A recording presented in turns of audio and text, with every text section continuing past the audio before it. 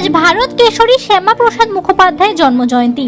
আর এই উপলক্ষে বিভিন্ন জায়গার মতো পূর্ব মেদিনীপুরের তমলুকে বিজেপির জেলা কার্যালয়ে শ্যামাপ্রসাদ মুখোপাধ্যায়ের জন্মজয়ন্তী পালন করা হলো। এদিন শ্যামাপ্রসাদ মুখোপাধ্যায়ের প্রতিকৃতিতে মাল্যদান ও শ্রদ্ধা জ্ঞাপন করলেন রাজ্যের বিরোধী দলনেতা শ্রী শুভেন্দু অধিকারী। পাশাপাশি এই দিনটিতে সাধারণ মানুষের হাতে তুলে দেওয়া হয় ফলের চারা।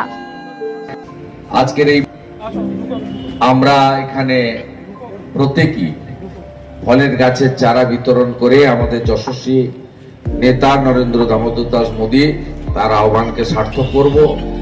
সাথে সাথে ডক্টর শ্যামাপ্রসাদ মুখার্জিকে স্মরণ করব, যিনি আত্মবলিদানের মধ্য দিয়ে কাশ্মীরকে ভারতবর্ষের অখণ্ড অবস্থায় রেখেছেন এবং 1947-এর 20 জুন আমাদের হিন্দুদের ভারতবর্ষে অন্তর্ভুক্ত করেছেন।